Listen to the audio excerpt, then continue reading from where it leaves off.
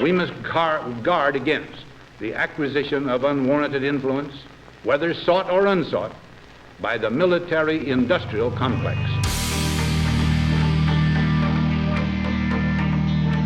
What we do not do is spy unlawfully on Americans.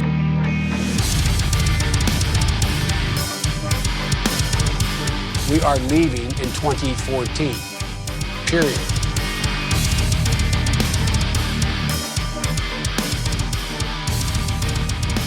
Ladies and gentlemen, we got him. America's public enemy number one in the United States is drug abuse. In order to fight and defeat this enemy, it is necessary to wage a new all-out offensive.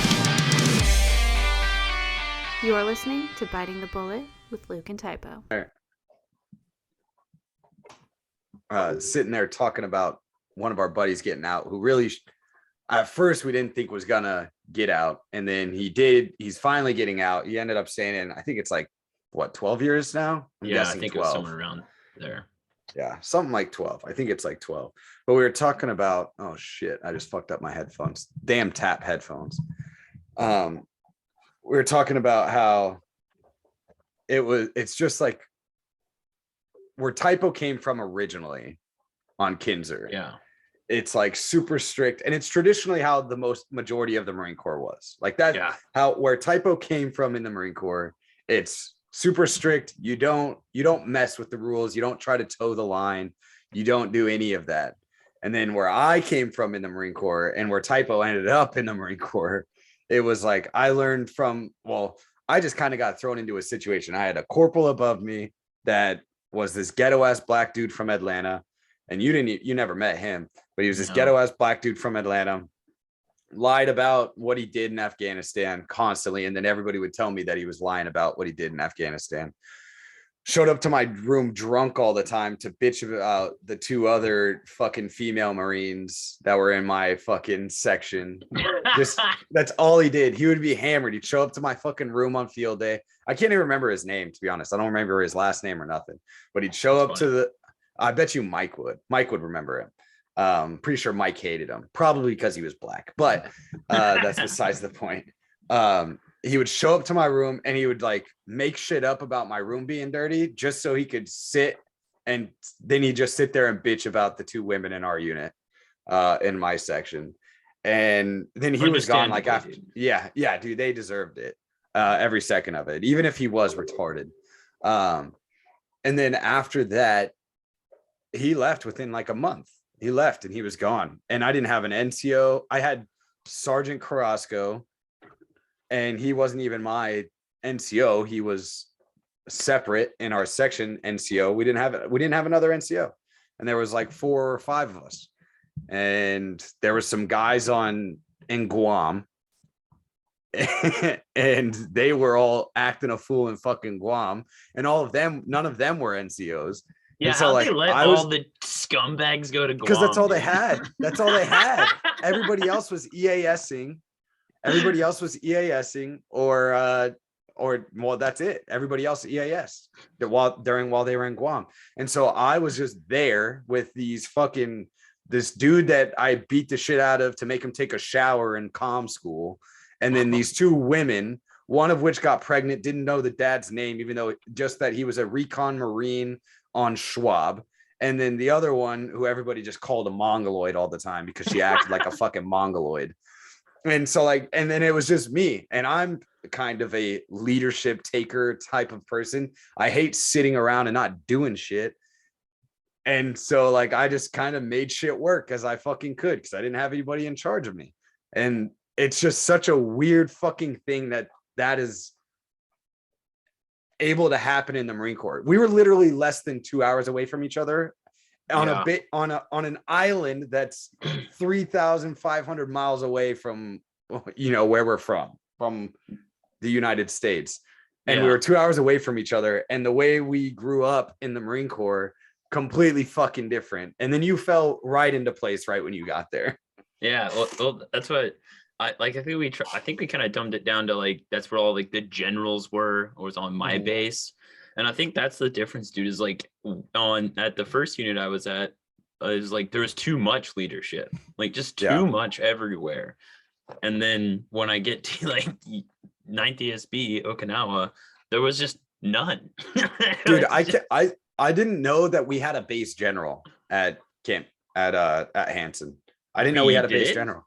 Yeah, dude, I had no idea. I didn't know until like one of the final weeks I was in Japan when I had to check out of the base general's office, and it was all the way at the other side of the base, at the other entrance that nobody ever fucking used on the north side of the base.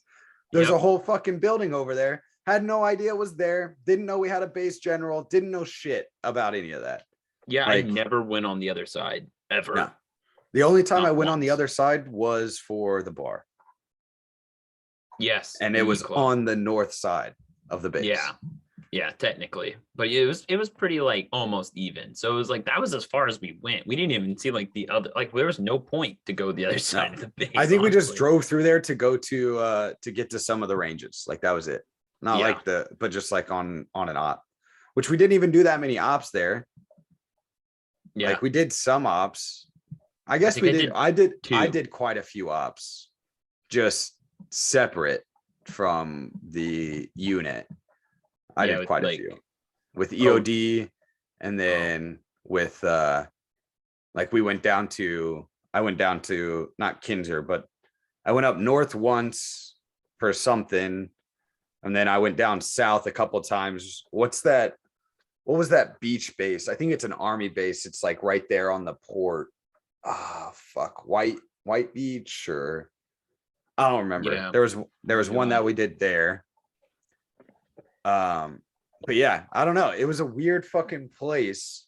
And the reason why I brought this up was because we were sitting there talking about our buddy and how he got away with fucking everything and did some gnarly ass shit while he was there. And it was typos like NCO at the time. And never got caught, but was super presentable. But he kind of got dropped into the same situation as I did, where there was no one in charge of him. He just kind of got there as a lance and then had to figure it out from there. And it's like, that's no way to grow up in the Marine Corps. Like it really isn't. No, not at all. Especially like especially in like two ways, because it's like putting a lot of pressure on like some brand new person in the military for like no reason. And like from the military's perspective, it's like he's not going to be the, I don't know, Marine you want him to be. Like I don't know how else to explain that. Oh, and you're not even going to give him like the respect of the position that he's in. Yes. Because that position is usually held by an officer or a staff NCO or a senior NCO. So you're not even going to give them the respect that person would normally get with the rank that they have, but you expect him to do all the things that those people would do. Yeah. And it was just like, it was so mind blowing to me. And I think that's when I like lost my shit. Like after that, like I remember like not eating and sleeping very well right at the beginning of my Marine Corps career, because I was just stressed. I was just stressed the fuck out because I was like, I don't even know what the fuck I'm doing. I don't even know if I'm good at radios. Like I didn't learn on any of these radios. I have to figure it out now. I'm talking to master sergeants and gunnery sergeants on other bases because I didn't have anybody to fucking figure anything out from. And I was just like, what the fuck? What the hell is happening here? I was like, is this how it's always going to be? And then I learned like, yeah, that's how it's always going to be. Because even when I did get a staff NCO, he didn't know anything. He had no idea. And then we got a gunny who's been on the drill field, and he was like, I've never touched any of these radios. So he didn't know anything. And I was like, yo, what the fuck is happening? Why are these subject matter experts not experts on anything? Yeah. But you kind of got lucky where you had an officer in Okinawa, at least an officer that was really good and he's cool. Fucking dope as shit. And then a sergeant who was a weird LARPer, but an awesome guy.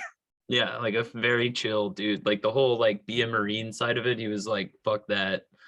But he was like, but do your job. He's like, if you mess that up, I'm gonna be really mad at you. But that's what he had to do. I mean, but what sucks too, is he was not like an intel guy and grew up in the intel field and became a sergeant. He was at the intel school at the same time I was. So he's like, because he was a different job. Yeah, it was a brand. Yes, I forgot what it was. Maybe Motor T. I could be wrong about that. But wasn't he National Guard too? or not National Guard, but he was. Yeah, so he was a reservist. He did 2 years as a reservist. Then he did, like, I don't know, weird way, but he went active another 2 years of his contract. I don't know how he did that, but he did it. Yeah, you can convert back. And then at the end of his contract, he moved into Intel. And so he was in the schoolhouse just as much as I was. So he's not like, he's a sergeant and like he's been through the Marine Corps, has some experience and like how the Marine Corps works, but he didn't really know how like Intel stuff worked. He did the same thing. That was so important though. I just think that the experience, the years of experience. Oh yeah, just knowing how the system works and stuff. That 100% like that matters more, especially in the Marine Corps. Yeah. But it just sucked. But he had to do the same thing you did, where you had to call around to other units and ask for help, and that's what he basically did, because the unit that sent, like, originally I was with 3rd MLG Intel Battalion or whatever. Something. I forgot what it was, actually. It's been so long, and I was only there 5 months. But we had a whole section, like a normal Marine Corps unit. Like there was a bunch of Lance Corporals, a bunch of MNCOs, staff NCOs, a couple officers wandering around, and then our OIC and all master guns. Yeah, all in Intel. It's like, so all their experience. And those assholes, dude, when 9th ESB asked for 2 replacement, they'd send the new Intel sergeant and me over to like they just wanted to get rid of us, dude. They just wanted to pawn us off. And then they're like, oh, we'll help you anytime you guys need help. And every time we called for help, dude, they were busy. That's what their excuse was. Oh, we're too busy. So they didn't even help us, dude. They just fucked us over. But luckily, he actually made really good friends with a lot of the guys at 3rd Intel Battalion, which was nice because they were on base. So we would get hooked up with just like random stuff we wanted, or maps, the maps too. And then maps all the time, maps. But they would let us come over and just like see what they're doing. And that was like my only few times like dealing with like top secret stuff. Like you had to go to 3rd Intel Battalion to go like, oh, so this is what that is. Yeah, dude, it's so crazy. The Marine Corps, and this is why I always refer to it as the Twilight Zone. And you made the reference right before we started talking, but it was the Twilight Zone because you can have totally different experiences and being less than 2 hours away from each other. Like a guy on Miramar has a totally different, and Miramar's in California for all those that don't know where the base is, but a guy on Miramar has a totally different experience than a guy in a grunt unit in Camp Pendleton. Or even our own like unit, dude. Like our experience at H&S Company was vastly different than the experience of bulk fuelers, dude. Because they had it rough. Yeah, I was gonna say same base where it's like radio comm S6 in 9th ESB compared to 7th comm battalion on Camp Hansen right down the street from us. Like they'd come over or something like that, and they'd be like, it'd be like some corporal or sergeant. And he's like, I need to talk to your staff NCOIC about some radios and things like that. And I was like, I'm right here. And I'm a fucking little Lance Corporal. And he's like, no. Funny. You should address me as sergeant. And I was like, we don't do that here. I'm your guy. Like, what do you need? You need something from you need crypto? Because if you keep talking to me like that, you're not getting any crypto. I was like, you're going to have to fill out these 7 forms and then I'll give you some crypto. And then they'd be like, oh shit. Like, and oh, you're the only one here. And it's like, I'm not the only one here, but I'm the only one that knows how to do what you're talking about. And I don't have a staff NCO. And it would just blow their minds. Even inside our own battalion, people would do that. People I know. Out like fucking Alpha Company and Bravo Company, when it got stood up, and Bulk Fuel Company and all them, they'd be like, I need these radios by tomorrow. And I'm like, that's not the way this works, Gunny. And he's like, what? Gunny? And it's like, mad. Yeah, gets mad. And he's like, no, let me talk to your staff NCO. I was like, you can go talk to my lieutenant, but he's in a meeting till fucking 1. I was like, I can get you some radios, but you're going to have to fill out this paperwork. And I need 6 days to process everything to get you like the proper loadouts and everything else for your radios. So it's programmed, and I'll send you a radio operator too. And he's like, yeah. It's like, yeah, bro, like, what's up? Like, I'm sorry. I'm the guy that you have to talk to. I'm the asshole. Like I'm going to play the asshole because it's the only way I can get you guys to fucking listen, because then they just walk all over you. Oh yeah. Then that's when that probably happened to me a few times before I learned when I was early in the Marine Corps, where like because a lot of people would come ask for like, whatever from us, an intel brief, a fucking map, whatever they want from us. And, when you're like, and just a little old dude, you're like, okay, yeah, I can do that. And then it kind of like stacks on top of each other, and you got to be able to manage yourself properly. You can't just be a yes man to everyone. So you got to like start laying down ground rules when you kind of figure that out real quick too, because people will just come back and ask you for anything at any time. They just expect you to do it. Yeah. It was a weird fucking place. And then, all right, so I think this is a good time. It's the week after Memorial Day, right? We're talking about this. It feels like forever since I've talked to you, because I know, dude. It's been well, 10 I talked days. to you. Yeah, I know. I talked to you, I guess, briefly while you were at Childersburg. It looked like it was a fun time. So we can talk about Childersburg and Reno and that stuff. I don't really want to touch on Reno too much. We'll get into it later, but we'll touch on Reno and Childersburg and all that. But Memorial Day was last weekend, and that's always a weird time in the Marine Corps because everybody gets thanked for their service and all that stuff. Yep. And it's like, and then you have the guys that are like, Memorial Day's not for me. It's for the people that have fallen. They died for this. This is what Memorial Day is about. And then you have the rest of us that are like, dude, nobody gives a fuck if they died. Like, they wouldn't want us to sit here and bitch and moan all fucking day. So we're going to go out and have a fucking cookout. You can either stop being a bitch on fucking and it's not Snapchat like they're not and going to use Instagram. Because we still get discounts on Memorial Day too. So we get Veterans Day and Memorial Day. And it's like, they're still using those days. They're still at Applebee's and Chili's, dude, getting that 15%. Oh, yeah. They know it. Oh, yeah. And then they want to thank you for your service, but not in the same way. And they always get mad at Happy Memorial Day, like because you're saying Happy Memorial Day. And it's like, bro, suck my dick. It was like, I served out my contract. I finished this shit. I didn't die. I survived. I survived. I don't give a damn. They died. They lost. I won. They lost. Why are we celebrating them? I did my shit. I don't get it. Exactly, dude. I came back for the government tax me to death, okay? Yeah. I came back. They died. They got out of life scot-free. They died, and now they have a whole day memorializing them. It's literally called Memorial Day. It's memorializing them. They fucking died. I didn't. I won. What the fuck is this? There should just be 2 Veterans Day. Like, why are we doing Memorial Day? Yeah, they got out of their contract early. That's fucking dishonorable. That's a dishonorable discharge. What the fuck is this? Yeah, dude, you gotta serve. They should just they should get an award in the Marine Corps that you get a medal, and it's like I survived 4 years. You get a medal for every fucking thing else. I know. You get a medal literally for not getting in trouble. Yeah, I know, dude. That's funny. That's a Marine Corps medal, though. Like, that's a Marine Corps medal. Like, everybody has their medals, like the Army has a little bit different medals than the Marine Corps. Air Force has a little bit different medals than the Army, but that's a Marine Corps medal. We'll give you one if you go 3 years without getting in trouble. You get a medal just for not getting in trouble for 3 years. And you little piece of shit. I got it, dude. You got it and then got in trouble. Like you got it rated to you and then got NJP'd like a week and a half later. Well, it was more like a year, but yeah. Close enough. I always forget that you have. Yeah, I always forget that you had 5 years.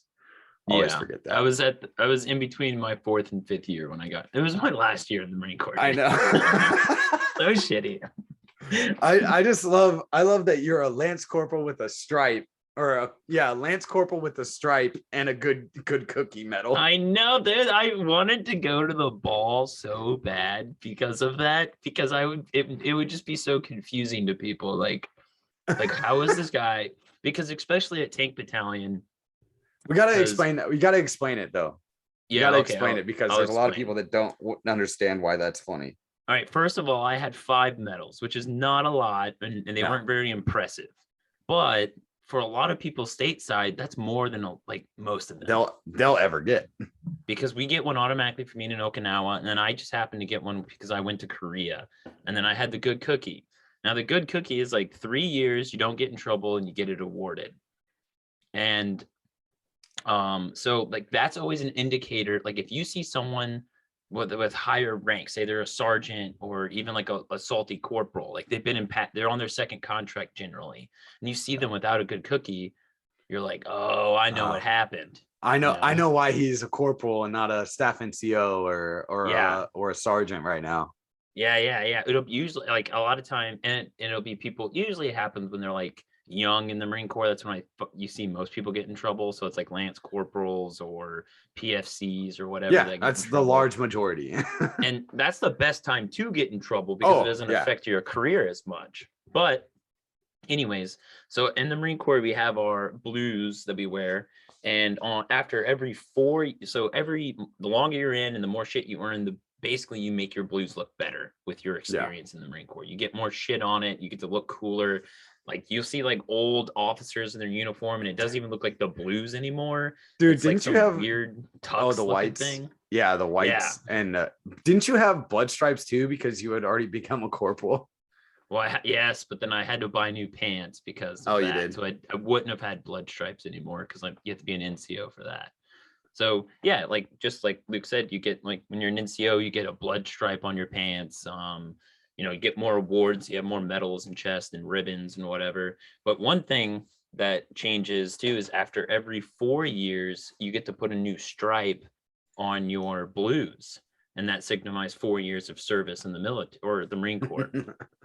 So like I got in trouble, but I had a good cookie, so I would have been a Lance Corporal with a good cookie and a stripe at my last ball. Like I would have looked like just weird. It looks weird, right? Yeah. That's the thing. It's not that it's like obviously that it can't happen because it did happen and it does happen, but it's just the fact that it looks off because you usually get it at the beginning and you don't get your good cookie. But if it happens at the end, you usually don't have the stripe because you're getting out. Yes. And it's like people have a 4-year contract because you have a 4-year, so you don't get the stripe because you're getting out before that. So you were like just the fucking unicorn that had the good cookie with a stripe and being a Lance Corporal. It was so fucking. I just remember like when we were talking about that, we were like, only fucking you, dude. Like only fucking you could do that. I know, and people would probably just assume I'm some Lance Corporal that like never picked up. Like I just never ever picked up. I think you're a fucking machine gunner. Like that would be even better because the gunner, like machine gunners never pick up rank. But that would be even better if everybody just assumed you were a machine gunner, just like with your stature and size and the way you talk and everything. Like they're just like everybody else in the Marine Corps just seeing you randomly. They're like, oh, he must be a machine gunner, like confused, like something weird. They would instantly think an MOS that doesn't pick up. Like they'd be like, they try to figure out one, like who never picks up because that's who this guy is. And intel's actually pretty easy to pick up in. So like it'd just be so crazy. When I saw them, because they were kind of wishy-washy on if I could go or not, because I was in trouble, but I know because I was supposed to go with you. Yeah, you were gonna come. I was gonna be your date. Yeah, I had a girl coming too. I was bringing both of my bitches, dude. You swing both ways, bro. Yeah, it was suck, dude, because it was gonna be a good one, and it was in Vegas. I think it was your Paris again too. Yeah, I think it was your last one too. Yeah, it was my very last Marine. It's like it was one of the things I actually looked for. I liked it. It was such a lot of fun hanging out. And in Vegas, it was fun. It was fun. Everywhere else sucked dick. Yeah. Actually, Okinawa was trash. Okinawa was trash because all the docs would dress up as women afterwards, and that was weird. Yeah. It's not weird. It's Pride Month. It's okay now. Yes, this month it is okay. This is the number one gay and lesbian veteran podcast. That's what this is now for this month. We're taking a very brave stance, and Luke changed all of our profile pictures on social media to rainbow colors, and it's probably the bravest thing I've ever seen Luke done. He should be awarded. Right. Yeah. Thank me for my service. I mean, thank me for you guys should be honored. Especially like now, dude. I mean, if you were doing this in this economy,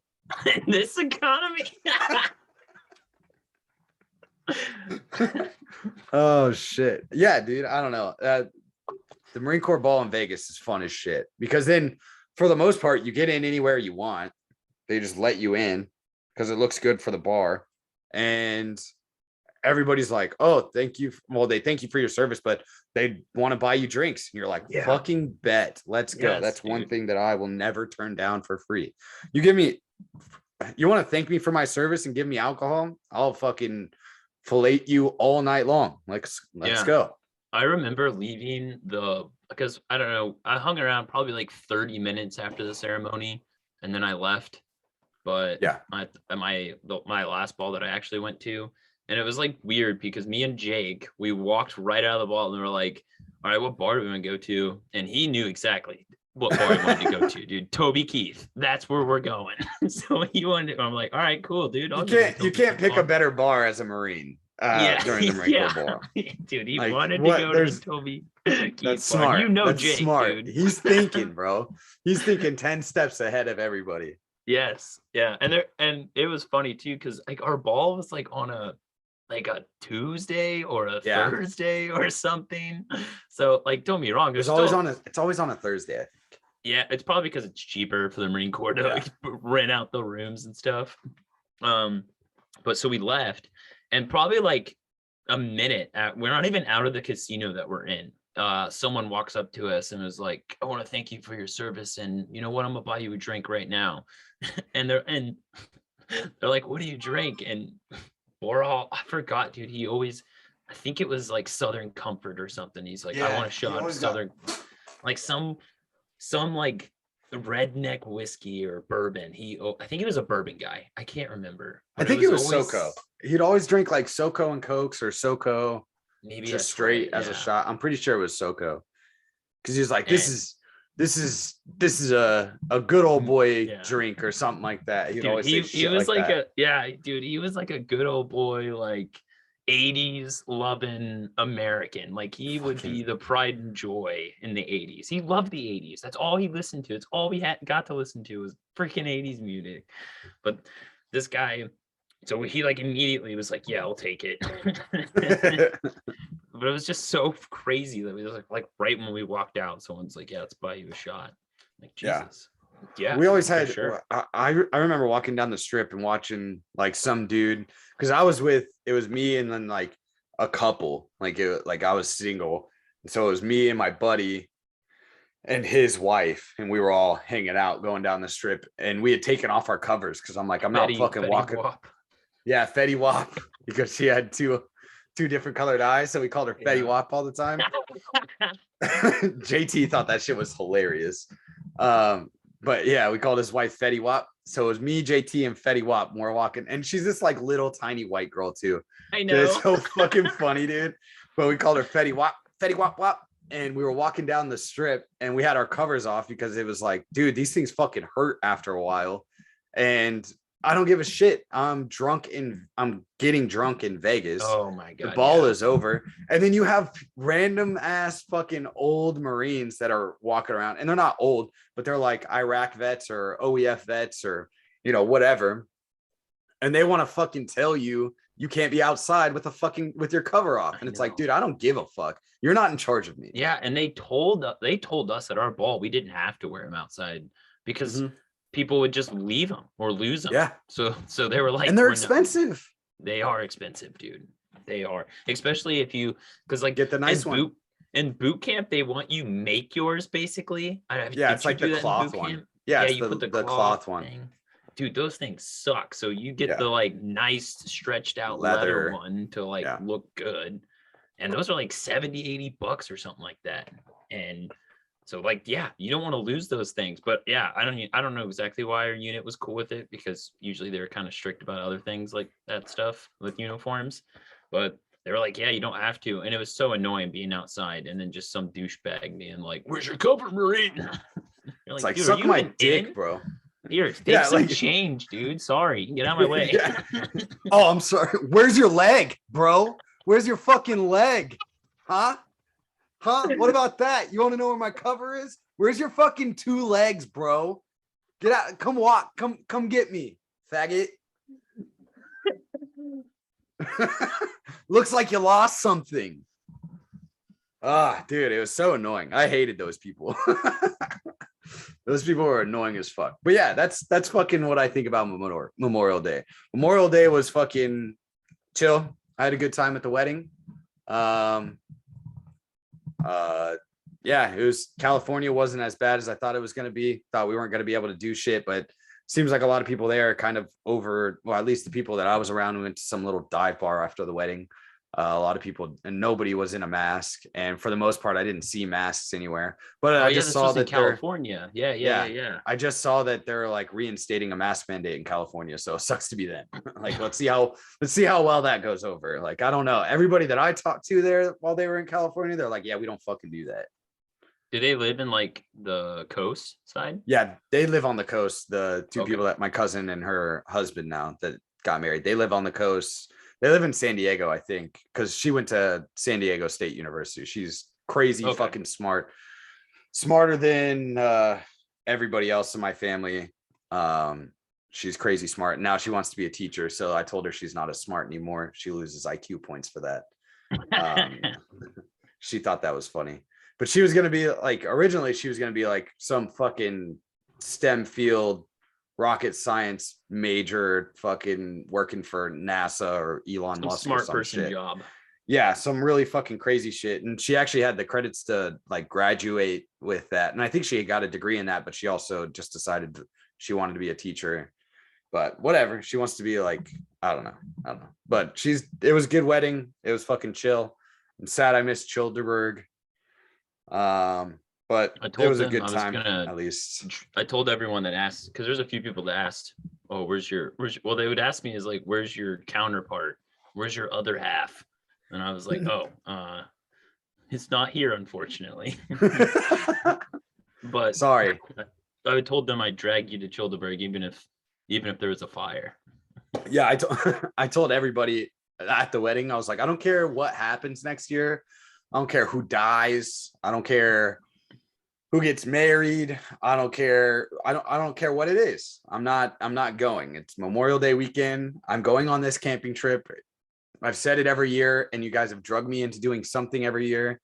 So I'm going to Childersburg, and that's what I'm going to be. I'm going to be at Childersburg Memorial Day next year. Even if the United States fails before then, I will be in the area of Childersburg. You'll be visiting the country of Texas. Yeah, I'll be fending off the zombies in the wilderness of where's it at? Like just northwest. It's outside. It's Dallas? Like west. Yeah, well, south of Dallas, west of Austin. Okay, so yeah, I'll be there. Zombie apocalypse or not, I'll be there, hanging out. Muleshoe Recreational Center, I think is what the campground is. But was it a good time? You have fun? Yeah, man, it was a really good time. Me and my dad drove down there. It was a 13-hour drive. Well, it was actually it was longer, I would say, for us to get down there, just because of traffic. There was a lot more traffic on Friday than I expected. Thursday and Friday than I expected. But me and my dad made it down. We met up with Jake, got our campsite, and how many people ended up at our campsite at the smoke pit? Well, let's see. There's probably like, I'm gonna go on a limb and say like 15 or 16 people were actually camping there. Like they actually were camping at the site. And then, well, also Jake has told me that, like, I just asked people if they want to be in the smoke pit and sent them your way. And I'm like, okay, so you're sending the scum over here. He's like, we can't have these people at the main area. We're going to send them over there. Yeah. Yeah. Just send the homeless people over here.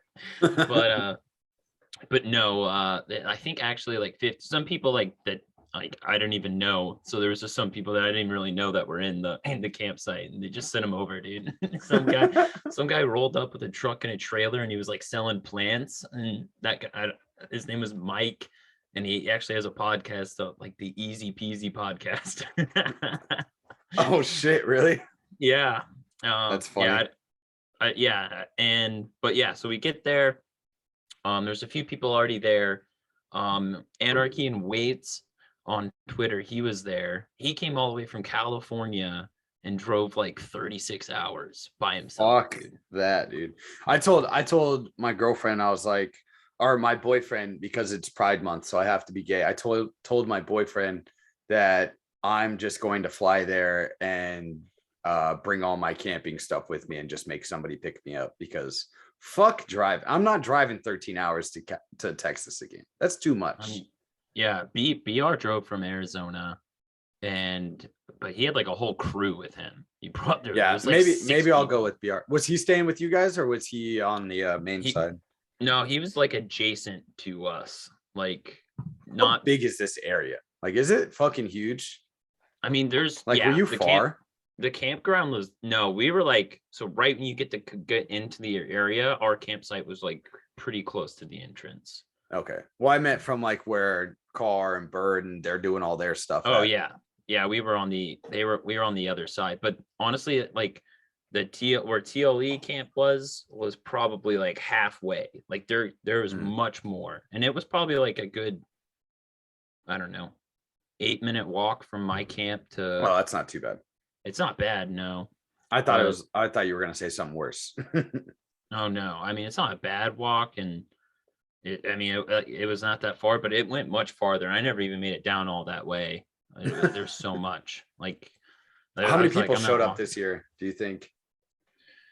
Oh man, I mean, I don't know. I think all the campsites were taken up. I would probably say like 200, 300 maybe. And then there was even more people at the like actual events, because some people just show up for the events. Yeah, but there was a decent amount of people there. The groups were a lot bigger. It was just a lot more spread out this year, just probably because there's more people. Yeah. So everyone kind of like had their own like site and stuff, but so it just felt like it was about the same. But then like I think we got there Friday night, and Friday night felt like a Saturday night last year, because Friday was like the early night, like everyone getting in early because it doesn't really start till Saturday. And Friday night felt like, holy crap, there's already a lot of people here, dude. And there's people showing up at like 2 a.m. Spirit of Resistance showed up at like 10 p.m. and parked his car, and he's like, I'm just gonna start drinking. I'll sleep in my car tonight. That giant fucking motherfucker. Where's he living at now? What state is he in? Kentucky, dude. He's in Kentucky? Yeah. That's what I thought. Well, it was actually cool because so me and my dad set up our tent, and then it had like kind of like a little bit of like shade that came out, and then Spirit of Resistance set up a canopy, and we put a tarp in between them, my tent. So there was just like this big shade, and which was really nice because there was no rain at all this time. It was just heat. And it was really it felt like I was back in Arizona. Not like Arizona summer, but like the Arizona end of the summer. Yeah. But I was probably cool. Like Arizona right now. Yeah. That was cool. There's a lot of people like Pogue from our Discord. He showed up again. Oh yeah. He's cool. Sassy was there. Sassy Raidus. Yes. He's a good guy too. Yeah, he was there again. Let's see. I met Walt from the Embrace the Suck podcast. He actually gave me a hat. Yeah, it's Walt. Well, he goes by Steve now. I guess that's his real name, and he said he's open about it. But I was like, nah, it's Walt, dude. Yeah, you're Walt, bro. You can't change halfway through. Steve. We couldn't remember it before. I'm not gonna remember Steve now that I know Walt. Exactly. And for the longest time, I thought you were TreeG. I'll be honest with you. I was like, yeah, because of his fucking. Yeah, don't bring TreeG back. I was like, is that TreeG? And then you thought he was just burning boots because of his profile picture. Yep. Then I thought he was burning boots. Like I fell for all the pictures he changed. Gavin and Freddie were there again. Hell yeah, those dudes are dope. Let me think. JM, he's on our Instagram. He came out. That was cool to meet him. BR was there, and he brought his girlfriend. And then I don't really amazing people. There's some people that told me your names, and I don't know if I should say them on here. So I'm just gonna, okay. There's a guy on Ty. I think it's like Ty Liberty on Instagram, and he had one of our shirts on, dude. And I was like, "What's that's up, fucking dude?" Cool. Yeah, dude, it was dope. So did Anarchy and Weights. He had one of our shirts too. Anarchy and Weights is a fucking boss. He always tags our shit on Twitter. Yeah, he's cool. And yeah, I got to meet him. He does. He practices anarchy and weights, dude. He's pretty jacked. The name is fitting. Yeah, but yeah, I mean, and all the events were cool and everything, but I just really liked just like chilling in our little smoke pit area, because probably mainly because of the shade, we had a lot of people hanging out in our like little spot, and I honestly think it's mainly people were just trying to get out of the sun. But like, we don't give a fuck about you guys, but you guys have shade, so yeah, it was a good time. I met Jaron again. He was there. And Anchor, I met his brother. Oh, really? Anchor he wasn't was there? Yeah, he was there. He was there last year too. Oh. Nick Ashley, Bird, Carr, Cody from Agora Brewing. My dad bought some what is it? I heard mead your off of dad them. gave Nick Ashley a blowjob. This is fact, dude.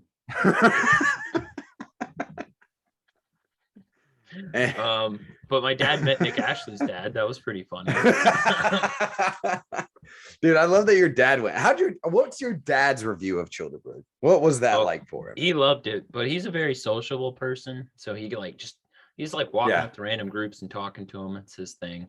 But he's like, I'm Typo's dad. Do you guys know him? He runs Biting the Bullet. And they're like, no, dude, we don't know what the fuck you're talking about. Yeah. Well, yeah. He's like, I also have a podcast. Well, he was getting annoyed. He was getting annoyed because he was being called Typo's dad. Hell yeah. But no, he had Greg a good time. With a K. He brought his bike, which was a good call. It was easier for him to get around and everything with his bum leg. But no, dude, he was out all the events. He was keeping up with everybody. He took one nap, and that was it during the day. One day. Oh, good for him. But no, probably a good idea, because I was pretty tired that day. But no, he cooked some breakfast and hung out. Was there as many drugs at this one as there was at the last one? Yeah. Yeah, there was. It was. How'd your dad feel about that? That's what I want to know. I don't think he really cared. It didn't really bother him.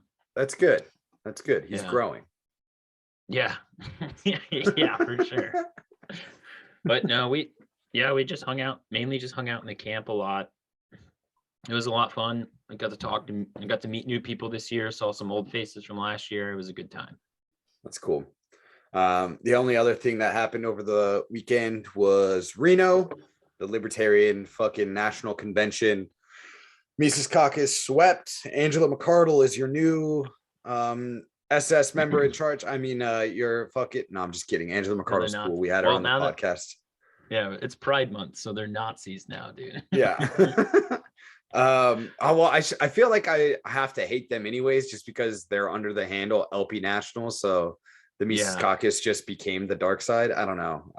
Is that just me? Yeah. I don't know. It is pretty weird, because like we spent like our time has been like, we were like, okay, let's follow the Libertarian Party. And it's like, okay, these guys in the Libertarian Party suck. Like I'm just so used to clowning on them all the time. And, like, I don't know, like, I kind of have an idea of what the Mises Caucus wants to do. We've had him on our show. We've talked to him a few times, and like, we think we have a pretty good idea, but I'm just so used to hating on the Libertarian Party. It's like, I feel like I have to. It doesn't matter if it's the Mises Caucus in charge. Yeah, it's like I feel like I must make fun of these people for what they did. Yeah, but it's I not think even it's like cool. The same people. Yeah, I think it's cool that Todd won. I can't say his fucking last name. Todd Hagopian. I think that's how you say it. He the won Libertarian in Chief on Twitter, right? Yeah. He won treasurer. Yeah. And he's like, I want to run it like a business. Let's make it money. Let's make it make money. And I think that's the right way to go about it, because if it's profitable, that means people like it. If people like it, that means it's doing the will of the people, kind of thing. So we'll see how that goes. Like, it'll be interesting to watch. To be honest, like I've said before, I don't expect much out of it. Like, I just don't. Like, I think they need to announce who the president-elect and vice president-elect is going to be as early as possible. Like last week, they needed to announce it right after they won. Just because I think that's the only way that you can gain traction through these, next 2.5 years ish. What year is it? 2020. So 2 years. I think you need to announce it, and the people need to go full bore in and just start getting on anything and everything they can. And I think there's like laws stopping that though. Is there? Because I don't know if that's why, but Donald Trump can't even announce that he's running for president, even though it's obvious that he is, because there's like some law saying that you can't do it until like a certain time frame before the election. That's stupid. Yeah, more bureaucracy bullshit. Well, if that's the case, then all right, fine, whatever. I'll let them. I won't use that as a criticism against them. But I just think I think the earlier the better, and we'll see what they do. I know they posted today about them having the handle and everything, and how this is the home of Ron Paul libertarians and Lou Rockwell libertarians and Mises and Rothbard libertarians. And there's a large exodus of people leaving the Libertarian Party, and that's kind of interesting to me. Not unexpected, because most of these people were fucking pussies and they're not libertarians.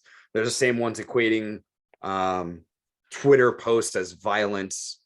They're the people that get mad about words instead of the government letting 18 kids die in a classroom and saying that we need to take away guns, and then call themselves libertarians.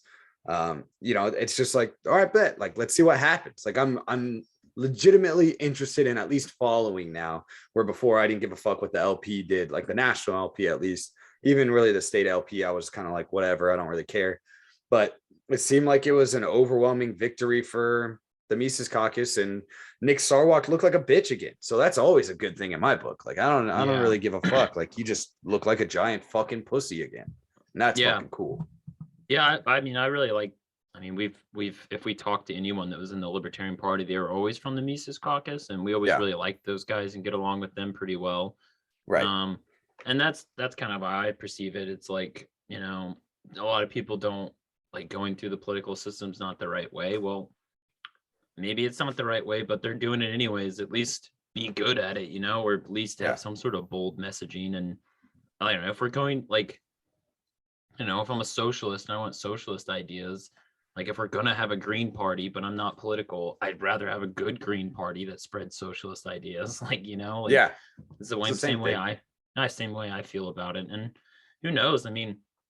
Donald Trump got elected. That's pretty crazy. And with the new age and technology and how like people communicate, like we don't look at the old, like everyone uses online now. So that's like a different advantage that libertarians had before. So maybe they take a long shot and do something crazy, but I don't know. I like it, and that's all I really got to say, honestly. Yeah, we need to get Jeremy Kaufman out. That's what I have to say about it. Yeah, I want to get Jeremy Kaufman on to just why this month? Oh yeah, because why? Because war is gay, dude, and because war is gay. Oh yeah, his whole fucking commercial. Yeah, about making the military gay. Yeah, I love it. Yeah, dude, we need to get him on this month. We need to fucking hit him up after this episode, because that shit would be hilarious. What else did we miss over the last 10 days since I talked to you? I feel like a lot of shit has happened. There's been like 17, mass shooter events since the last time we talked. I feel like they happen like every day. It's like after one happens, it's like after a major one happens, like that one in Texas happened. Then like I feel like they just report every mass shooting just gets reported on it. But they didn't report the 79 dead in Chicago over the weekend. Yeah, they won't talk about that shit, dude. We can't. Those aren't mass shooters. Yeah, it was all pistol deaths too. They're shooting sideways, pushing the bullet out the gun. That's not mass shooters, dude. That's just their culture, okay, Luke? That's being racist, Luke. How dare you? Did you see the Brooklyn Nets fucking Pride Month picture? No, I did not. Okay, I wonder if I can pull it up. I don't know if my computer is gonna let me pull it up because my computer gets a little fucky. So I'll try to pull it up while we're fucking talking. But Reed posted it and quote tweeted it, and I quote tweeted it too, and we both had the same exact thought. And we thought it looked like the emergency standby broadcast. Oh, okay. I picture. did see that. I actually did see that, but I didn't realize that was the Brooklyn Nets logo. Did not realize. Yeah, that. It wasn't really their logo, but it was their Pride tweet, like their Pride Month tweet. Dude, we had to talk about the Marine Corps one too. Yes. Go ahead and talk about that while I pull it up. Tell everybody what happened with that. Did a Pride tweet, and it was bad. Like so it's so crazy too, because they used that picture from it's basically, it can remind me of the Full Metal Jacket cover, where it's that helmet that Joker wears, and I think it says peace on it. And they basically took that, which is weird because it's an anti-war movie, which is funny. That's been ingrained in Marine culture somehow. Do you want me to find it? I'll find it after I show the Brooklyn Nets one. I just found the Brooklyn Nets one. Yeah, we got to pull that up. Let's see. Yeah, here we go. Share. Look at that. Look at that shit, dude. What is that? Can you see it? Yeah. Look at that fucking shit. If you can't see it, what's the circle? I don't know, dude. There was actually people that are like, a lot of this is made up. Like there's a lot of this in here that they're not. I mean, I only see, a grayscale, so I don't know if there's multiple colors in this or not. I just see different shades of gray. Probably 50 of them if I had to guess, but there's just 50 shades of gray on this thing for me. But it looks insane. It looks like somebody was just like, I'm pretty sure somebody can draw a Nazi symbol out of this somewhere. Like, I'm pretty sure you can find the angles to make a swastika here. Or maybe a hammer and sickle in there somewhere. Yeah, I bet you. Yeah, it's wild. Can't believe that's a fucking thing. That's fake. I don't believe it. There's no way that's actually real. Dude, it wouldn't surprise me if like the internet made up a bunch of like pride flags and then like screeched at these companies to put it in there. Yeah, right. Let's see. I'll pull up the Marine Corps one right now. But yes, it's totally a Vietnam era helmet. Here it is right here. Vietnam era helmet. Fucking proud to serve with Crayola colored fucking bullet tips. Dude, see, it's so weird because there's like two things that you can do. Like the bullet represents one for every like LGBTQ member, like they're about to go execute each one. And then like the purples are dying first today. And then the biggest thing was that like it was like crowns, like the you can just change, like there was pictures that people changed into like Crayola, and it was pretty funny. But I'll read I'm gonna read so throughout, this is what the Marine Corps tweeted. Throughout June, the USMC takes #pride in recognizing and honoring the contributions of our LGBTQ service members. We remain committed to fostering an environment free from discrimination. Okay. And defend the values of treating all equally with dignity and respect. Dude, that never happens. The Marine Corps does not treat you with like fostering an environment free from discrimination. Dude, I think there's discrimination every day in the Marine Corps, dude. Yeah, that's like the Marine Corps' MO. And then the treating all equally, that's unheard of. That's not, if you even bring that up in the Marine Corps, you'll probably get hazed. Oh, absolutely. They're like, oh, you want to be treated equal? You are all green. Oh my God. Yeah, but there was a lot of these corporations that, I mean, we all know it's coming. They make memes about it. Like you start seeing memes in May about like, here comes June, and it's a tornado in the background, like of all the corporate like symbols they put up on their profile pictures. They get ridiculous with it, dude. And we were playing Apex Legends the other day, and they have to tell us not to discriminate against gay people. Yep. And well, it was like what we were talked about before, where they did the whole Asian month, or stop Asian hate. And we're like, yo, what the fuck? Yeah. And then like the Asian hate thing was probably the weirdest one to me, because it's like, when do you ever hear about Asians getting like attacked? Well, and they were getting attacked by black dudes. Like, that's what the LA riots, dude. Yeah, dude. Well, like, it wasn't even that. It was like when the whole Asian hate thing, it was like some fucking Asian people got their shit jumped by some black guys. Yeah. And it's like, I think there's a couple of videos of like women getting hit like randomly on the street or something like that, like Asian women. And it was like, yo, this isn't. Guy. I know, they're like, and that's all right. So that's the problem with the corporate media, right? Is like they just post up a headline, and with the way that society is right now, you're automatically associating it with white people, right? Yes. Like, especially with Stop Asian Hate, it's like, shit, I know who fucked over Asians a lot. They built these motherfucking railroads. Like, yeah, I know who made them build those railroads for fucking 1 cent a day. It was the white people. So Stop Asian Hate, the white people must be getting racist again. And it's like, and that's the other thing with Pride Month. They added like a brown color in there for people of color and stuff like that. And it's like, bro, I understand. And it's just like, I understand. Well, it's just for people of color. It's not even for like a gay lesbian thing. It's just, you know, people that have been subjugated by the white man at some point in time. And it's like, I don't know how to tell you all this, but go to the ghetto as a gay black man and tell me how you're treated. And then go to the white area of town with all the money as a gay black man and tell me how you're treated, and then get back to me and tell me who treated you better. Like, I'm just saying, like, I grew up like that. I know I got jumped. I wasn't even gay. I'm a little gay, but I'm not even that gay. You are. Yeah, this month I'm super gay. But like, I wasn't even gay at that time. I didn't know how gay I was. I didn't join the Marine Corps yet. And so I didn't even know that I was gay. And my parents were gay, so I was gay by association. Yes. And then I just got my ass beat all the time because of it. so like, you go ahead, go. Those damn white people, right, Luke? That's who jumped you. The white people jumped me.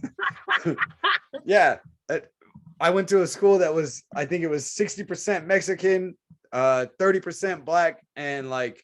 And then the rest was spread out against, you know, white people. There was like 5 white people in my school, and there was like 10 Asians, and they were all like magna cum laude and shit like that. And then we had Asians just generally like referred to at that school because, I mean, the principal was, you know, ignorant as shit too.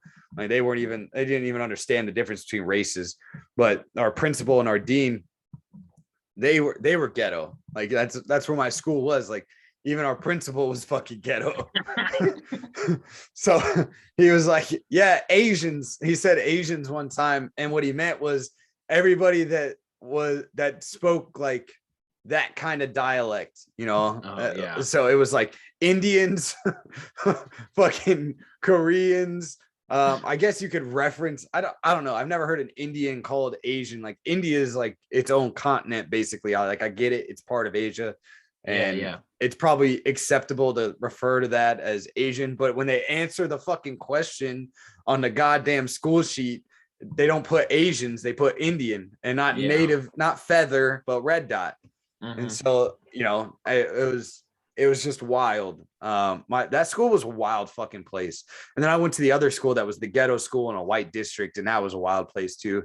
But I'm just saying, like, people of color, that culture that you want to talk about all the time, it's not as accepting as you think it is, or how they act it is. Yeah, well, and then you can kind of get into the weeds of this a little bit too, and be like, you know, a lot of Muslim countries, let's just say, aren't the biggest fans. Yeah, I don't see Nike changing their fucking exactly their Saudi Arabia Nike Twitter account to fucking gay pride, and just the American one. And when, like, you know, like, the Marine Corps attaches itself to like the pride movement, well, I'll just tell you right now, Asians don't really like the Marine Corps either, or Muslims don't really like the Marine Corps either. Probably Asians too. Yeah. And when you combine that And now you're like, there's like people printing like rainbow flags on like bombs and stuff. And it's like, well, okay, but now, like, what do you think some husband is gonna think when he's digging through the rubble looking for his wife and he finds a shrapnel with the gay flag on it? It's Dude, like, I want it to go on our shoulder. Like, you know how the army has the American flag on their shoulder? Yes, yeah. I want it to end up sewn into the Marine Corps shoulder. You know how I forgot who they were, but the ones that got labeled in the Marine Corps with the red tag. Yeah, the ones with AIDS.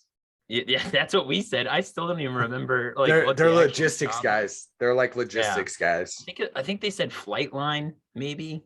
I think it's like flight line logistics. Yeah, it's something. It's like a specialized logistics. The joke was always like, "Oh, they got AIDS. They're the gay ones and stuff." And it's like, well, we need to actually identify. And it was always like ones. it was like always really like dark black dudes, like you know. Yeah, I don't know why. Like it sounds bad, but that's what it was. Like, at least in our unit and both units that I were in, they were like Congo dark. Like they were dark. Yeah. Or they were a pasty white girl and it looked like that fucking meme when they took a picture together. Yes. But they should do the same thing and label the gay Marines with the rainbow flag the same way, dude, with that little stripe on there or that thing. So we all know, dude, it's your month. It's your month, dude. Could you imagine? Celebrating you. Dude, I'm celebrating you. Don't just take you. Yeah. I'm celebrating your life right now. Yeah, Smear the Queer would come back real quick in the Marine Corps, dude.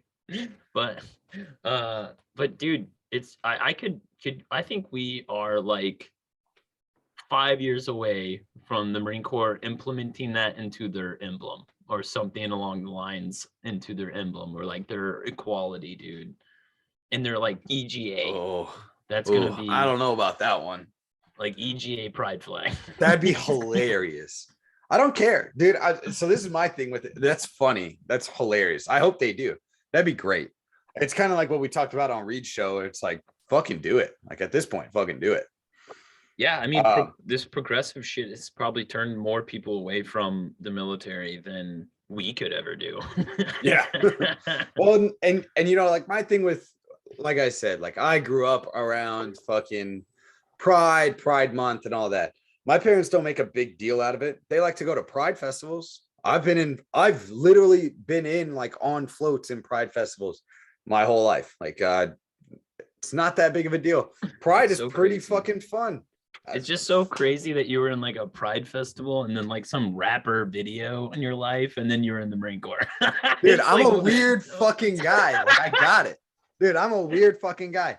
I'm white though, so I opened up for Ash Roth. It's not like I opened up for a hood dude. He's a fucking Canadian born. That Martin video. I can't remember his name, dude. Yeah, King Los. I was like, dude. Shit, I forgot about that. Luke's done it all, dude. I've lived a very varied life, if that makes sense. Very weird life, dude. Yeah, and you know, I'm friends with a dude from Southern Illinois that saw 3 black people and the rest of them that he saw were in fucking prison that his dad worked at. And the other friend is from North Carolina. And he's black, but everybody, all his black friends make fun of him for being a little white, but he's not really that white. He's just a normal fucking person and has a deeper voice than goddamn Morgan Freeman. Yes. And then I mean, my friends, I also rapped and opened up for Asher Roth.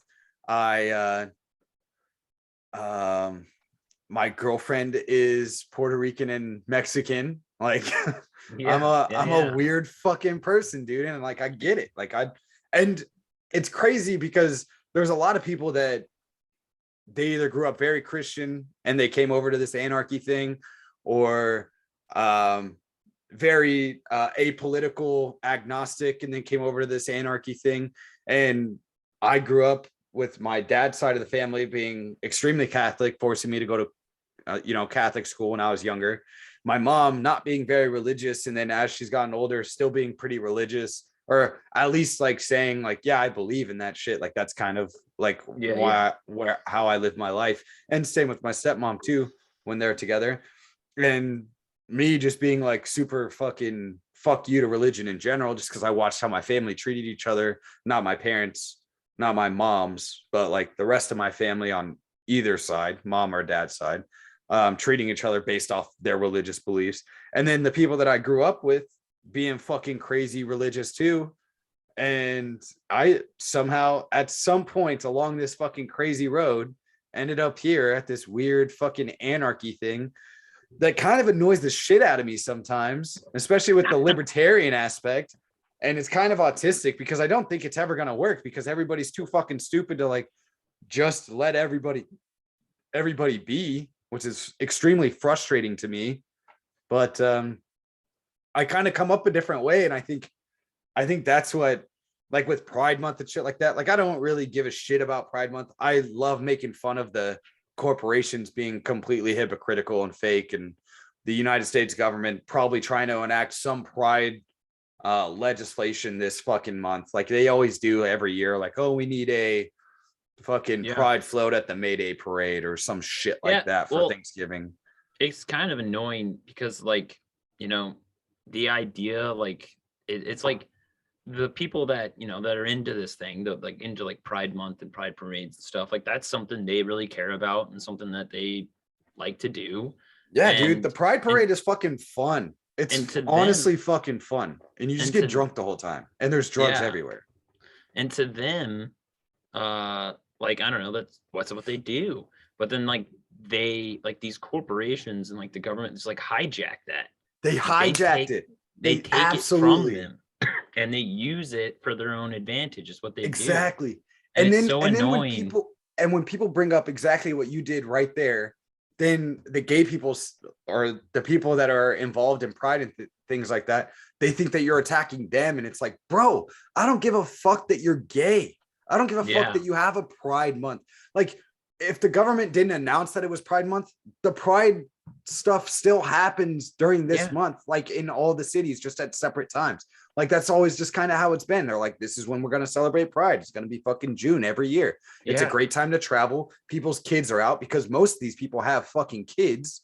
Like if you go to a Pride festival, it's not these weird ass fucking, you know, like the craziness of college. I'm extremely flamboyant fucking, you know, college kids that are going to Pride Month. It's people that have been fucking gay for 40 years, have two kids, one that served in the Marine Corps, one that's fucking 13 years old or 8 years old because they decided to have another kid once they finally were able to be married and like be an actual family. And those are the people that go to Pride Month. Those are the fucking people. For the most part, it's a giant party. And then you have people in their fucking 30s doing fucking drugs because the fucking gay scene is a giant party scene still, which I fucking enjoy. It's a good time. Yeah.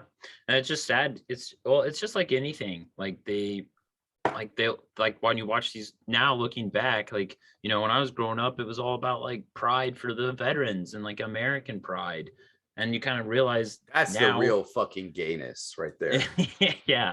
And it was like that's what, you know, that's what we bought into. That's what we cared about when we were like growing up, when I was growing up and stuff. And that probably had a major effect on me and my life decision joining the Marine Corps.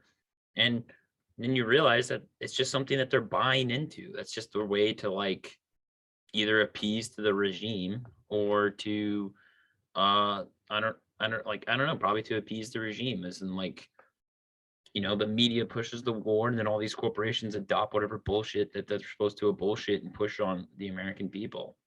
And it just sucks for like the left in a lot of ways because all their stuff is being hijacked right now by the corporations, and they turn it, and the worst thing is, dude, they turn it into like some corporation bullshit. Like it's not even like, it's like some vanilla version of it, and or like what it actually means in anything. Like they tainted it because they took it over, and like that's it's all really superficial. Sucks.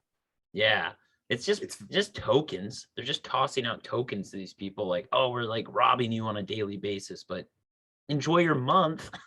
Like, yeah.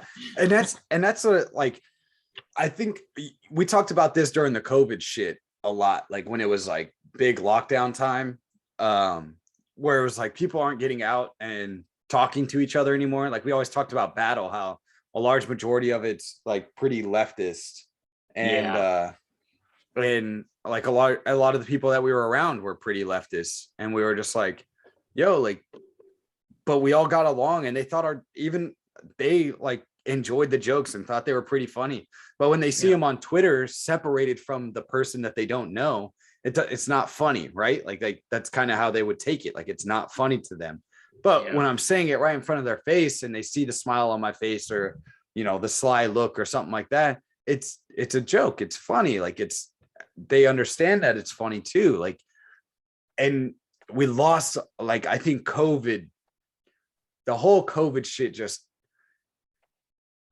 everybody was saying that because Donald Trump got elected, there was a big divide in the country. And you could say that there was, but the COVID shit just put the fucking splint down the middle of it, just knocked it straight through. And these people, like, I think the right sees it now because of exactly what you said, how these corporations use the veteran card and things like that, and, you know, supported the vets for every May and every November. They had a fucking Veteran Day sale or Memorial Day sale, and the whole month they still do it, but it was like the whole month was dedicated to that. Yeah, it was big. It was big. And usually it was more the May, because November has Thanksgiving and things like that. But every May and every November, you'd have just like a big deal about vets, and they would change. Fuck, the baseball teams and the football teams and the NFL teams, they all have their fucking Marpat jerseys and Marpat hats and shit like that. They did the same thing. And then you've watched the right grow to be like, wow, they're using this shit to fucking use us. And the left is in the middle of that, and they haven't had that happen the same way before. At least in my lifetime, they haven't. Maybe it's happened before, and this is a general swing back and forth, just like everything else is. Maybe. But I think maybe like the Iraq War and the like the 2008 crash was big for the left, because they were the ones, they were really I mean, it was probably the most protested war. Well, I just more it did meant nothing, but yeah, I just more meant the corporations using them to further their policy, where all these corporations use the Marpat and the shit like that to make themselves look good for the right, because the right was winning. And then right when it switched, and I guess you could use Obama's term, like that's when it kind of started happening to the left more. And it didn't really happen under Trump, because there was always an undertow of the left probably winning again after Trump, just because Trump was so divisive. But the corporations and the United States federal government has, I mean, that's even they decided going back to the right. Yeah, going back to the right. They used the fucking flyovers and things like that. That didn't happen before. They didn't have the giant grandstanding of the American flag rolled out before NFL football games. And they didn't have this giant grandstanding thing until the wars in 2002 and things like that. They didn't do that shit. And then it was hijacked. Their beliefs were hijacked by the United States government to fill a need of more power. And then when Obama came in, this whole propagandized leftist, drag reading and at schools and fucking all this other shit that goes along with it. And I'm not saying that these things, honestly, to me, like, I don't think that a lot of these things are inherently bad. I don't think that, a drag queen coming and reading to the schools is inherently bad. If she's dressed up in a way that's extremely provocative that a woman wouldn't be allowed in the school wearing, then yeah, I think that's kind of fucking crazy. But if they're in a fucking pantsuit looking like Hillary goddamn Clinton, then who gives a shit? Like, I think we lose some of that. But during the whole early part of the 2000s, the left hated the right because they were like, you guys are just getting all the love from the corporations and the corporations are robbing us blind, and you guys don't see that they're using you. And it's the same thing that's happening now with the left. It's whatever culture is being pushed on the other, and the other culture kind of becomes like rebellious. Oh, absolutely. Like right now, the right is pretty rebellious, and I mean, the corporations and all of them, all the entity, like the government, the universities, the corporations, are all on the left side right now. So there's a lot of this like left, like they feel like they're kind of winning, like, and they're comfortable over there because, I mean, to be a descendant from that is bad. I mean, look what they do to like lefties that descend from them. They fucking toss them to the side and they basically become right wing. I mean, you talk to any regular person, they will just think that person's right wing. Look at Tulsi Gabbard, perfect example. Yeah, Glenn Greenwald, he gets called right wing all the time, and he's clearly not. Joe Rogan. All. Yeah, Joe Rogan. Like they call Joe Rogan, Elon Musk, Tim Pool, and all these people like traditionally came from like left wing side. Like they're probably working like 5 years ago they were considered liberals, like standard liberal, and that's what they would have been. They would have been the snowflakes Trump talked about during his campaign. yeah, exactly. And it's just amazing how they and then it sucks too, because like these cultural things is like what's much more important to people, and a lot of times it's like a huge distraction, I think, because it's just like now we're fighting over, what's the best, like we're fighting over like what should be talked in school, but now we're not being talked about like, okay, maybe we should like get rid of the school. So now we're going to debate over what should be taught in the school instead of debating over like, well, maybe we just get rid of these public schools altogether. And that's how they kind of like keep people, I think, people trapped in these like dimensions where it's just like one dimensional. There's only like two options. Do we teach this? Do we not? And instead of like, well, how about abolish? Or the same thing with like gun control. The debate always goes to, we need to abolish or not, more gun control. We need more gun control to stop these mass shootings. The debate's not about anything else. It always becomes that when there's like, well, why aren't we having a mass debate about what the police should have done in that situation? Like you'll hear a lot of that on the right people. I mean, I don't know. I don't really listen to a lot of left-wing people, so maybe they're talking about it, but right-wing people are certainly talking about that. But the main debate, what we see on like Congress on TV and stuff is like, should we have more gun control? And it's like, well, once it's going to that level, like you're already losing because they're debating about something that you don't want to happen. I don't know if that makes sense.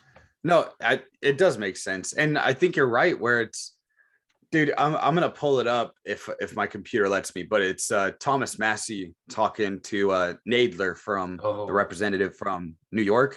Mm-hmm. God damn, it's beautiful, because this is, if I could show everybody, if I could sit down and show this to people when I'm talking to them, and then like have the chance to explain what is happening like in this conversation, it would be like, I feel like everybody would be like, yeah, fuck the United States government. Like, it doesn't matter how left you are.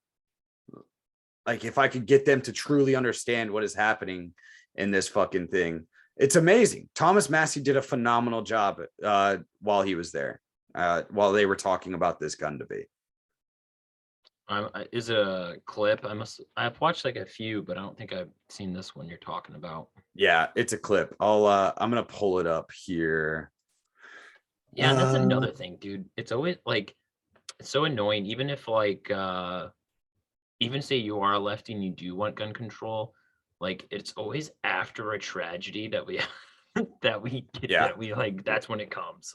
We're not gonna talk about the fucking, record-breaking numbers of people buying guns over COVID the last fucking 2 years, and a lot of those being lefties in left-held states. You know what I mean? Yeah, for sure. And like the gun debate is, I think the gun debate was like over after the summer of 2020. Like it's it's done. We're done. We're not doing this anymore. Like we had basically sanctioned riots by the United States government. We're not doing this anymore. Yeah. All right. I think I found it. So let's pull it up here. Let me know if you can hear it when I press play. Gotta move my shit. All right, here we go. Oh, I can't hear it. How do I fucking do this? Fucking what's his face did it. Cole did it on my podcast on this fucking thing. But I can't do it. Remote control. This is stupid. Mute my audio, blur my background. He had a thing that said share audio. I can't even pause this shit right now. What the fuck? Oh, I don't understand. Pause share.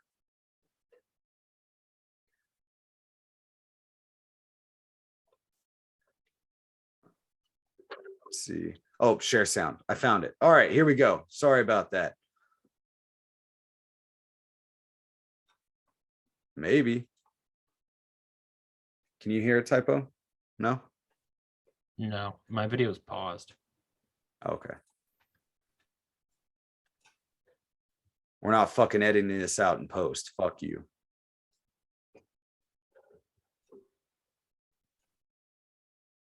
Share. Resume share. Play. This is fucking bullshit. 16 for driving in some states. We recognize 21 for drinking. So we recognize different ages for different purposes. That's all I wanted to say. Thank you, Mr. Chairman. Could I have a second to engage that? Certainly. I'll yield to the gentleman from Kentucky. Would the chairman join me in co-sponsoring a bill to raise the draft age to 21? No. But the chairman feels that their brains aren't fully formed at 18, 19, and 20. The research does indicate that in certain respects, but the Selective Service needs, I mean, if the country needs people, it needs people. It needs people whose brains aren't fully formed? In certain respects, yes. I yield back. We recognize. That's good, dude. I did not. What a see savage. That. What a savage, right? Yeah. I mean, that's a very good point. And you could do the same thing with like the voting age too. Like if we're gonna do this game, like if they're not fully functioning, how can they, if they don't have a fully functioning brain, how can they participate in our democracy? How can they go fight no war if they can't own a gun back at home? Yeah. And that's the fucking thing where it's like, I mean, he lays it out perfect. He sets him up and expecting him to not fall into the trap. And Nadler, because he's who he is, can't not help but fall into the trap. And see, like, you can see him and you can hear it in his voice where he realizes, like, I'm gonna sound really bad, but I'm still gonna say it. And he sits there and says, like, if your country needs you, if the country needs bodies, or however he words it, but he's like, if the country needs people, then it needs people. And then Massey, right at the end there, he's like, even if their brains aren't fully functioned, and he's like, if that may be the case, then yes. And it's like, so what? Like, you're just cannon fodder. You don't get any rights, but if we need you, we're gonna take you. Like, if we need you, we don't care what you want to do with your life. If we need you to go lay down your life somewhere else in a foreign place where we need oil or we need the political fucking power or any of those things, if we need you there, we're going to send you. And it doesn't matter how much we vote everywhere else saying that you are not a fully functioning human being, because your brain's not fully formed. And you can't make the practical or the correct decision because your brain's not fully formed. We can still use you in the United States military to go die and kill other people. As long as we need you, then it's okay. Yeah, you can't execute any of your constitutional rights, but we can send you to war. It's just like, you can go murder people for us. Yeah, we can give you a gun, but you can't buy one yourself. It's really ridiculous. And And honestly, that's how they look at us. It's like we're not responsible enough to be able to handle these damn rights. So like, what are these things you talk about? Rights? Get out of here. And it's still just men. Still just men. Selective service. Really? I looked it up. They voted on it, and when we talked about it on our episode, it was only the House. It didn't pass the Senate. Oh, I didn't know that. So it's still only men that have to sign up. I was explaining this to my girlfriend last night because she knew about it, but she didn't. Most people don't know the specifics about it. And it's like, yeah, I was like, men have to sign up for it. And if they don't sign up for it, they won't, for the most part, usually they won't get arrested as long as there's not a draft. But you can't get financial aid. You can't get access to housing loans or home loans of any of that nature. It's extremely difficult for you to get business loans. Any kind of, service from the government that you need to get, you won't get. And you'll be given a hard time for the rest of your fucking life because you're a draft dodger or this, that, or the other. And you didn't even dodge a draft. You just didn't do the American thing. Yeah, dude, it's pretty ridiculous, and I just don't understand. Like, it's always like, it's like they always have nothing, you know? They always use just emotion, right? They're just using emotion when they talk about these things. I mean, it is pretty emotional what happened in Texas, but they always just use that, dude. And it's so annoying how quick it happened, too. Like, the bodies aren't even cold yet, and they're, like, trying to get their bill passed to try to, like, take people's guns away. Like, did you see the journalist that went to the funeral and was trying to record? Yes. And there was the biker gang that's always there. And I'm not saying that the biker gang's right. They invoked the police. The woman did, of course. Invoked the police, saying that that's why they were there, to help the police out. And it's like, it doesn't matter why the biker gang is there. They're just not letting you in. I understand, to a public area. I get it. I fucking understand. But it's like, let's have some fucking human decency. Yes. If fucking, when John McCain died, they had a giant funeral here in Phoenix, and you and I didn't go and record John McCain's funeral. And it's not even because I had well, first off, I didn't want to go anyways. I didn't give a shit, even if it was to sit there and yell shit about John McCain, even if it was the truth. I'm just not going to do that. There's a family mourning. Is that going to get people to my side? Is that really going to get people to my side? Or is that going to alienate people more to what I believe in? It's going to alienate them more because they're going to be like, fuck that guy. He's a giant fucking cunt. And I'd agree with them. And that reporter, giant fucking cunt. Yeah. How dare you? To parents, like, when they're mourning their child, like it's not even like, obviously there's like a time period. I don't know what the time period is, but it shouldn't be at the funeral. Like, that's it's their definitely time not at the funeral. Yeah, it's definitely not. if there's and like, I get it. We make jokes at horrible times. Like, that's kind of our thing. And I think in my opinion, I think that there's fucking a difference. The best time for a 9/11 joke was the day it happened. Like, I get it. I get that there's. I'm not in these people's faces telling or like recording their biggest traumatic, experience. Experience. Like, you can get mad at me all you want for, saying the jokes that I do or just saying some of the things that we say. But I'm not this reporter at a funeral trying to record the family's grief for the entire world to see. Like, there's a difference. Like, there's a clear, obvious difference. And I mean, what if those bikers weren't bikers and they were members of the family? Would that reporter have reacted the same? I think he would. I think he would have reacted exactly the same. I don't think it would have mattered. Yeah, he tried to make it seem like the bikers were the ones that were the problem. Like, they're not letting me into a public event. Like, yeah, dude. I mean, sure, I guess it's a public event, but you're there, like, doing your job, and no one wants you to do your job there right now. Like, that is just weird. I don't really know how like cemeteries work. Like, I feel like they're private property, but they could be public. I don't really know how that works, but still, like, it's like, you're a fucking cock. You're gonna sit there and record them, even if you're not gonna ask them questions.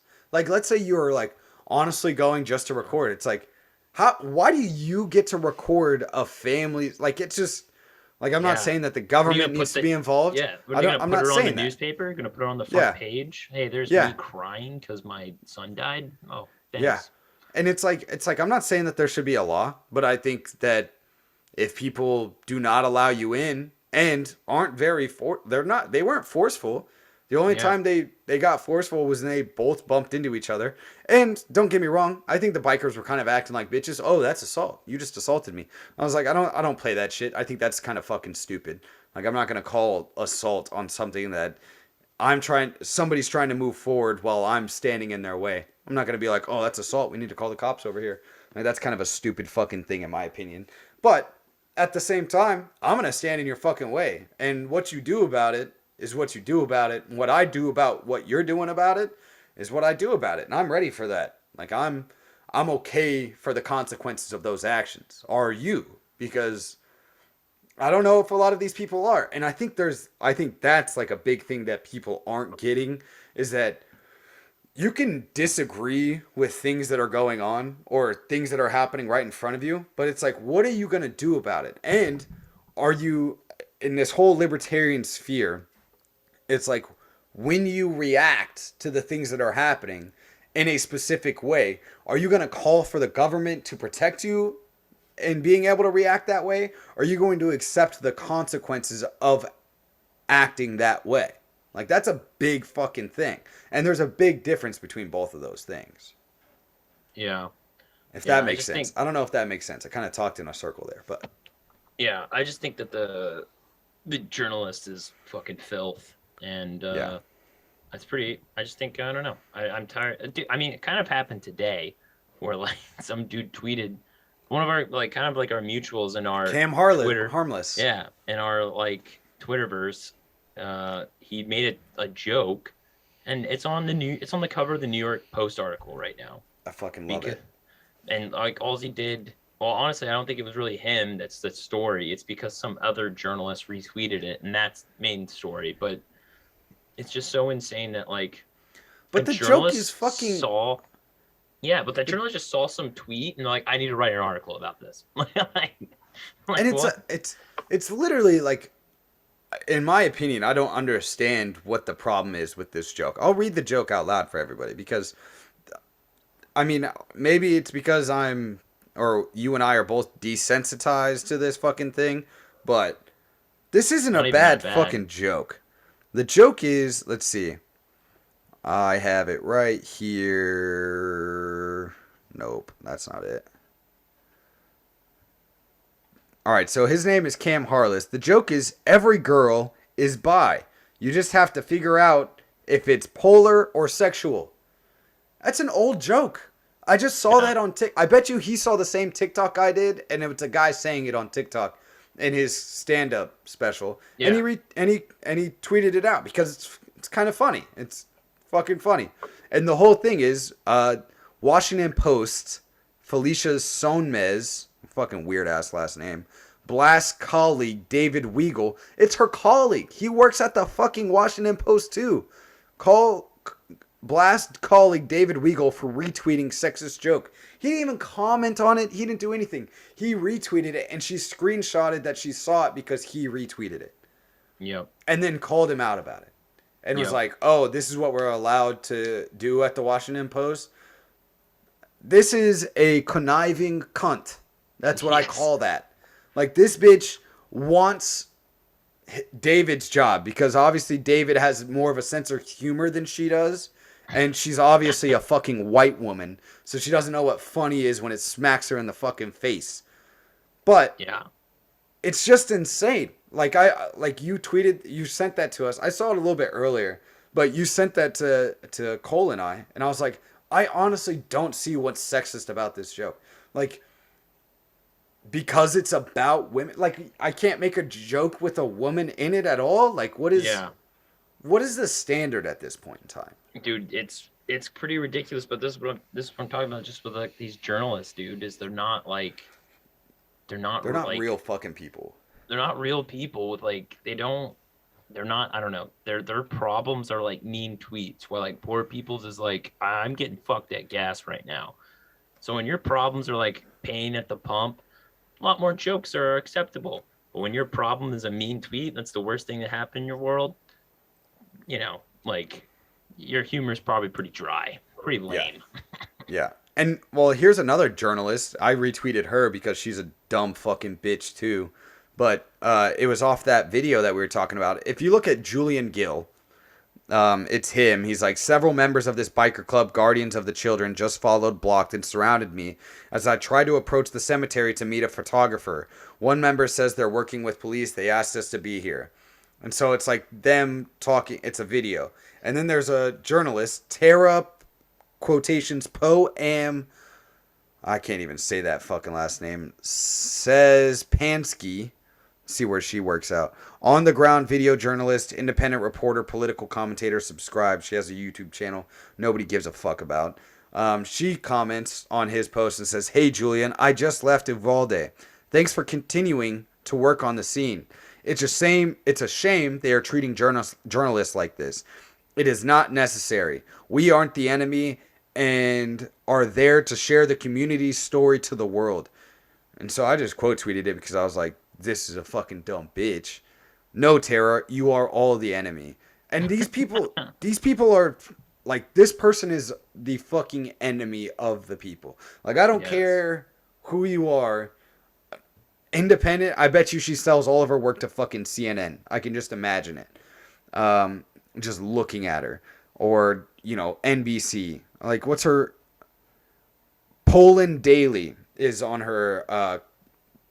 whatever the cover art or whatever for her Twitter, her background of her Twitter is Poland Daily. So like, I don't even understand why she's commenting at all.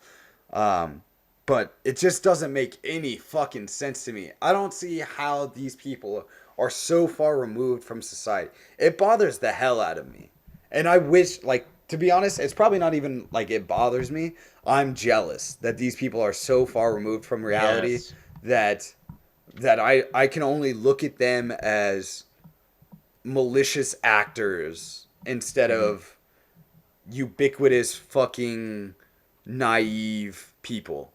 Like, I can only think of them as malicious and detrimental to society. Yeah, their little bubble, whatever it is, where your biggest problems are like tweets and people not letting you into funerals for dead kids, then like I wish that was my biggest problems, dude. I wish that was my problems. Like I wish I didn't have to keep like trying to figure out like how the collapse is going to happen. Or just like how, like, I don't know, how am I gonna like buy a house? like that's what I'm kind of thinking. Like my like I want to buy a house. How do I do that? Like someone tweets something like, even if it's at me and it's mean, it's like, who cares, dude? Like I don't. Usually I'm like, that's kind of funny. It's probably true. Yeah, he's probably right. This guy's a Nazi. Yeah, probably. But not this guy hates gay people. Nah, maybe. Yeah, it's possible. We'll yeah, I don't know. I just think the whole thing's fucking insane, and journalists should be treated with, you know, the 6-foot rule. You keep them away from you. They should be treated like the Grinch. Like COVID. Yeah, you should treat them like they have COVID. Only them. Like just treat them like they have COVID, and just watch them implode because they. Yeah. The reason why they're journalists is because they want to be center of attention. Yeah, they suck, dude. Yeah, like they are the worst. Well, I know you have to go do your dad's podcast. I probably took you longer than we were supposed to, but go check out Typo on the Unbeaten Path podcast with his father. Should be a good one. And Typo and I will be on what's his face? Unfit Statesman. Yeah, the Unfit Statesman. We'll be on his podcast tomorrow. I don't know when it comes out, but go check him out. Obviously, we'll share it on our Twitters and on the main podcast Twitter. Probably on the Instagram and shit like that. So go check us out on there. I don't have anything else. Typo, do you? Go check out our merch at Spirit of Resistance. Like, he's got a bunch of good stuff, and he hassled me a little bit at Childersburg. So go. He's like, you guys got to promote that more. Go check out our merch. There was a few people with Biting the Bullet shirts. It was cool, and a couple people with hats. That was cool. It makes us feel good. Makes me feel great. I took a picture with Anarchy and Weights because he had her shirt on. It was cool. Cool. Well, yeah, go check out our merch. Go check us out on Unfit Statesman and Typo on Unbeaten Path podcast. It's pod on Twitter, but podcast. What are you guys talking about today? Do you know? Childersburg. Just a recap. Oh, nice. Cool. Well, they're doing a Childersburg cute recap so you can hear all the ins and outs and fun stories from that. That's the fucking shit show. I hope you guys enjoyed it. We fucking out. Welcome to the shit show.